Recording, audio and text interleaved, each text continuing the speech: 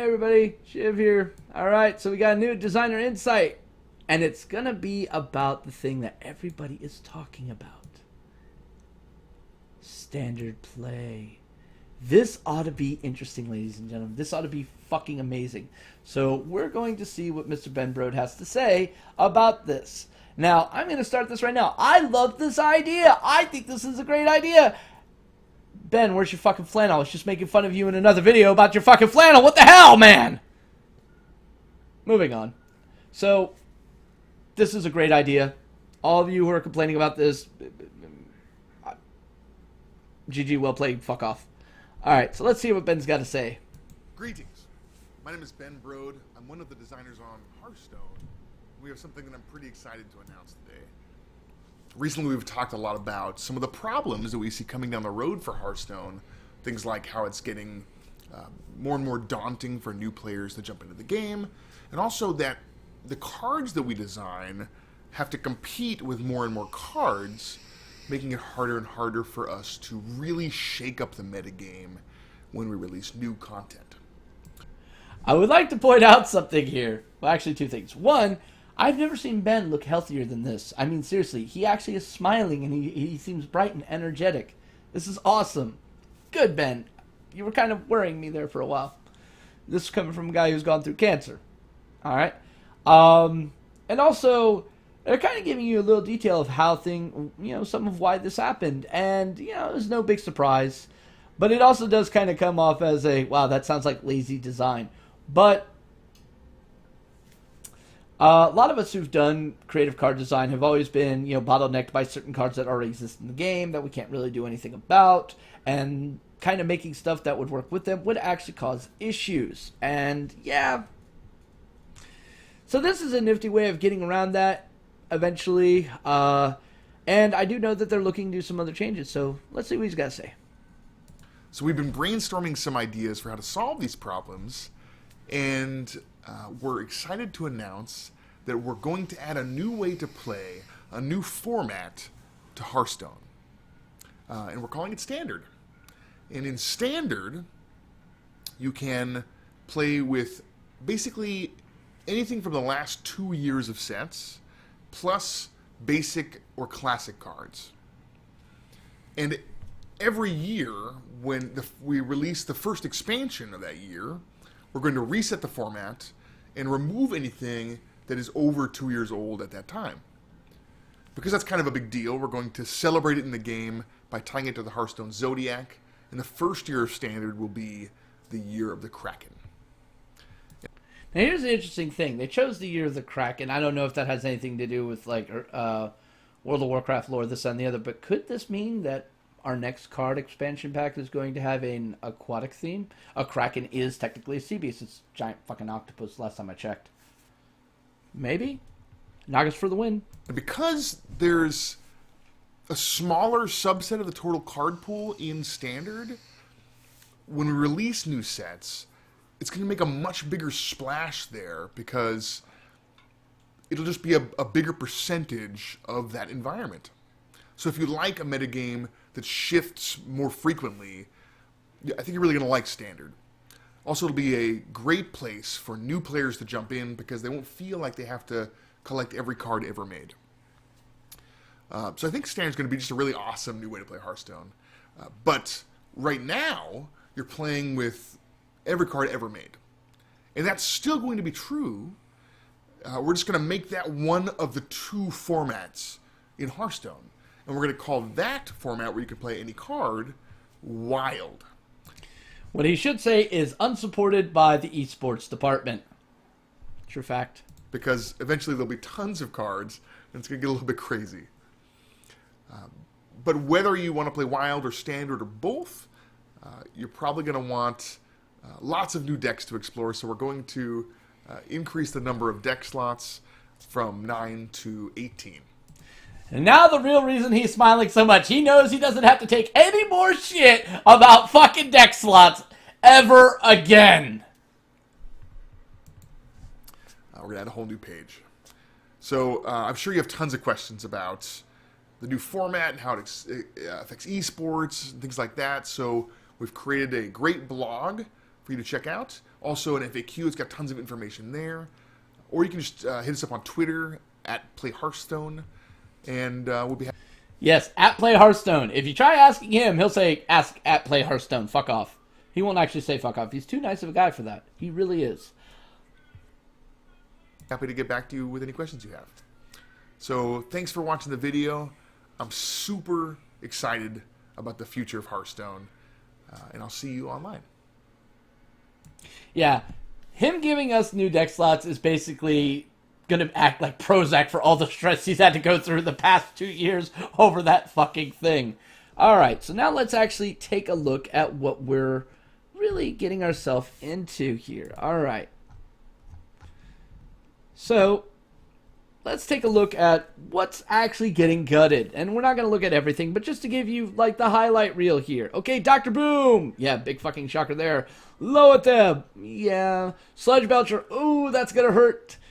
Kazan Mystic, this kind of sends a really interesting message. Like, we don't want you having too many anti-secret options. Oh, by the way, Hunter, you're still the only ones with an anti-secret option.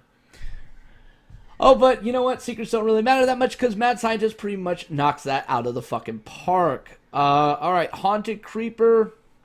Yeah, Mad Scientist, Haunted Creeper. This almost feels like it's targeting a lot of specific decks. Mad Scientist hits several of them really badly. Haunted Creeper hits several of them really badly. The one that basically comes to mind, obviously, is Hunter. Yeah, you know, it's not like Hunter was doing overly good right now, and now it's really going to be shit. Alright, Zombie Chow and Anti-Killbot. Yay! All you mid-range and control decks. I'm sorry. I really am. This is gonna hurt you a bit, but that's okay. That's alright. Alright, Piloted Shredder. Yes, you know, the most common fucking 4-drop used in this goddamn meta. What am I gonna use? I have no good 4-drop. You know, there's this thing before that we had. It was called, you know, Chillwind Yeti and Pilot Teacher. You may want to look into that. Oh yeah, I forgot about those. Yeah. Also on this list, but not shown, is the Shadanax Ramus, which is kind of a core component of, well, Druid. It's pretty much the only thing that Druid got hit in the face with was that one card. That's it. That's the only card that they no longer are going to have access to in standard tournament play is fucking Shadanax Ramus.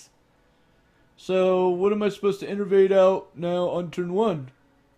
The Raptor, of course. Duh. I'm not even kidding. Seriously, the Raptor. Also, I'd like to point out that this change, now with Sludge Belcher gone, you know, you could go back to running Sen'jin, or wait to see what they're coming out with in the new set, and if there's anything that's going to be an optimal replacement for it in round 4 or 5 mana. Also, because Sludge Belcher's out, you might actually want to look at Sunwalker. True fact. Alright, so like I said, Druid pretty much lulls. Oh, Dark Whisper. Yeah, like anybody gave a fuck about that card to begin with, other than Nox. Alright, Hunter. Web Spinner, Glaive Zuka. Yeah, that really shits on aggro and the mid-range. Not to mention the Mad Scientist change. Yeah, that really hurts them. But, I mean, there's other cards, but like Metal Tooth Leaper, Feign Death, Steam Weedle Sniper. Yeah, I guess that kind of does affect them, but not overly much. All right. Duplicate! Lol. All right. So, Mage. Yeah, Mage gets hit in the fucking face. Again, Mad Scientist Parable. Duplicate's gonna kind of screw that whole Grinder Mage thing right out the park. Snow Chugger and Goblin Blast Mage are pretty much almost all mechs are gone.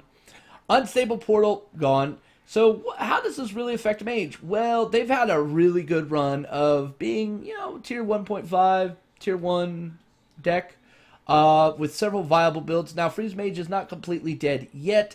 It's going to have to transition a little bit to a different way, but yeah, it's going to take a little bit of a hit here. The loss of Mech Mage is going to hurt a lot of people who really loved and played that deck left and right. Oh, by the way, you can play Zoo.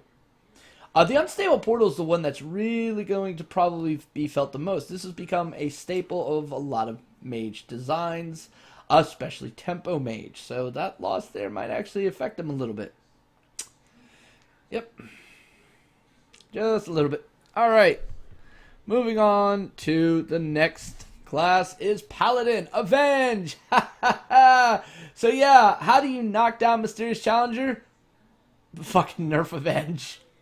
Nerf it to where it's not played in standard format. Kappa.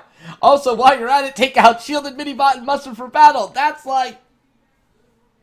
Yeah, that is literally 20% of their deck gone right there.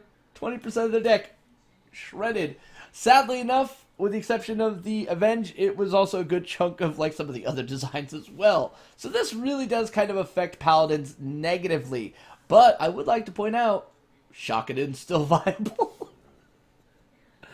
Oh, that's a horrible thing to say. By the way, Kel'Thuzad, gone. Gone. And so is Baron Rivendare, so that also means, yes, Dreadsteed decks are gone. Alright. Priests. Gets fucked in the ass so hard here. Alright, so Dark Cultist goes away, so there's another option for the Museum Curator. Velen's Chosen, wow, that really does hurt them. I mean, you talk about a class that has some sustainability of their minions as part of their gimmick, and it's always Priest. Now, you take away one of the most powerful ones, yeah, that sucks. Vol'jin, probably one of my least favorite of the class legendaries. I mean, yeah, it's got a really cool ability, and if you were able to play this in combination, or just play this plus I already had a minion on there and trade, you get some great value out of it, but, yeah. Ysera has one less thing to worry about now. And the big one, the one that's going to really hurt a lot of people, is Light Bomb. This thing became a staple in so many Priest designs, including Dragon Priest. And I'm kind of wondering how they're going to recover from this. Yes, they still have Excavated Evil. Yes, they still have a lot of other stuff that they can do. Alright, so it's not going to be overly big, but this thing was a godsend. I mean, oh, you're playing out to Molten Giants. Oh, your Molten Giants go bye-bye. And considering Handlock could revert back to one of its more original designs, it's a very strong possibility, ladies and gentlemen. Alright. Moving on to Rogue. Here's a class that's also not going to suffer overly much. I mean, there are some cards that are just... Yeah, it's going to hurt. Probably the big one that's going to suffer from this is going to be the Unearthed Raptor, because one of its favorite targets was either the Piloted Shredder or the Nerubian Egg, both of which are no longer going to be available in standard play, as well as Tinker's Sharpsword Oil. Yes, you know, the thing that enabled them to basically... Oh, you have taunts? That's cute. By the way, rip. Yeah. Kind of sad. But... inevitably, this is probably for the best. Now remember, aggro rogue was something before all of those gimmicks came out. Miracle designs could still possibly work, but you're going to have to figure out what your new endgame is going to be, because Tinker Sharp Sword Oil is not there. But, oh, wait a minute, they already had shit for that beforehand. True fact. Alright, Shaman loses Crackle, and Neptulon, and... couple other things of some significance, but not overly much. This is definitely going to hurt. One of the other things that this is going to affect, I didn't think about this till later, was the Vitality Totem. That was GVG. Which, okay, you're going to go, what the fuck does that matter, Shiv?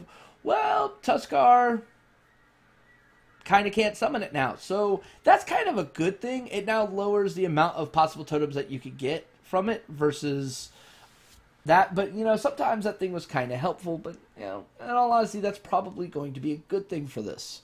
But the Crackle, on the other hand, that actually hurts the shit out of them. Not to mention the loss of Fel Reaver. Pretty much most of the mechs out there. Alright, so Fel Reaver gone as well. So, yeah, Face Shaman basically goes... This fucking cut really did, like, just slash the entire meta left and right. Like, Ben Brode turned into, like, Freddy Krueger just said, "Ha-ha! Fuck yo meta!" Or as people on my stream like to say, "Muck your feta." So, yeah, this is actually going to hurt them quite a bit. Face Shaman, way of the dodo. Another class that's also getting thoroughly pounded in the ass by this is fucking Warlock. Now, Warlock has been one of the most adaptable classes. It's had several different build variants throughout the history of Hearthstone. I mean, Dreadsteed, Handlock, Demon Lock, Mally Lock, Dragon Lock. So many different variants of Zoo, Demo Zoo, Face Rush Aggro Zoo. They've had Murloc. They had a lot of really good deck designs. And yeah, this killed quite a bit of them. Void Caller was used more than used in other decks besides, your typical demon decks because, oh, look at that, Doomguard is still in this fucking game. And this was a great way of getting around that negative side. I mean, there was nothing more fun than playing this on turn 4. Them trading into it, and then you get a free Doomguard coming out, and then your next turn, you still have 5 mana to play on 5. So, I mean, that was fucking soul-crushing in so many ways. Now, that's gone. Dark Bomb is a tool that was used in a lot of decks, including Reno. Yep. Implosion was like one of their best tempo tools they had. This combined with Knife Juggler was nasty. Oh, by the way, if you want to get that same effect, it's pretty much now going to reside in Unleash the Hounds and or Living Roots. And of course, there's always, Force of Nature, but who's really going to spend 8 mana to do possibly 9 damage to your opponent's face when you can wait one more turn and do 14? Yeah, I'll wait more turn and get 5 more damage. Alright.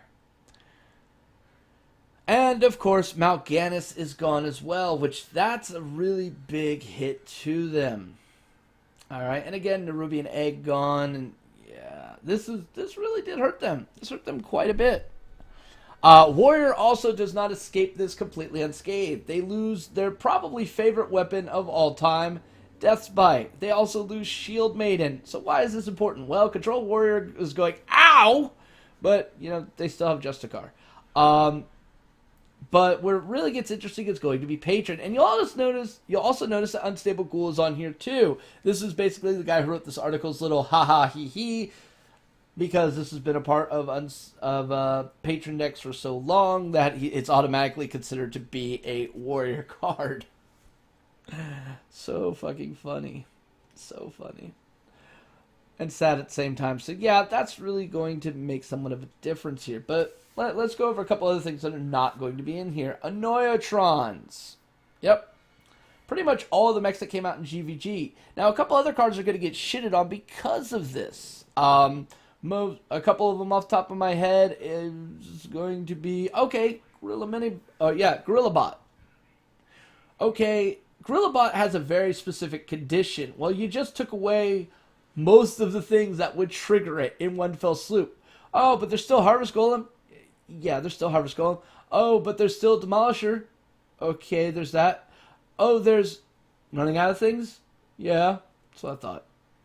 So yeah, they really are that card is almost bad and not playable now. Almost. It is doable, but it's just not fun. However, we do have another expansion coming. They might be adding new mechs. They might be adding new everything. All right, that's a kind of cool thing. So yeah, we'll see. All in all, I think this is going to be really good for the health of the game. I know a lot of pro players are fucking cheering about this, and I know a lot of regular players are not overly happy about this because they kind of feel like they're getting shafted. I would like to point out that there is going to be 2 ladders. One standard, one basically wild. Though I hate that name. I really do. I mean, you should have just said unlimited. But then I think you might have some issues with, Wizards of the Coast, and God forbid that. So, this is definitely a good thing, guys. Alright, so everybody chillax, sit back, have fun, and you know what? Let me know what you think, guys. Leave me some comments down below. If you like these videos, please like, subscribe, tell some people, share it on Twitter, do what you gotta do. But remember, guys, at the end of the day, this is a game. And by catering this more to a newer audience that's coming in, it makes a lot of sense. If you haven't been paying attention to the standings list for the Hearthstone World Championship points, you'll notice right now, after a couple months, the top people there are not the people you're used to seeing there. You're seeing a lot of new names. And you're also seeing a couple of ones that did really well last season, like Phone Tap, still in those top rankings. But even almost world champions like Tice, they're not in top 25. All right, so I mean, yeah, there's a lot of new people taking this seriously. This new format, they feel like they actually have a chance. And with the expansion of more community cups all over the place, people are getting into the mix of this really nicely. All right. So you're definitely going to want to keep encouraging that growth. And part of encouraging that growth is making it accessible for that new player base. At least that's the logic behind it. But that's all I got to say on this one, guys. Take it easy. Have fun. And may RNGesus bless you. Peace.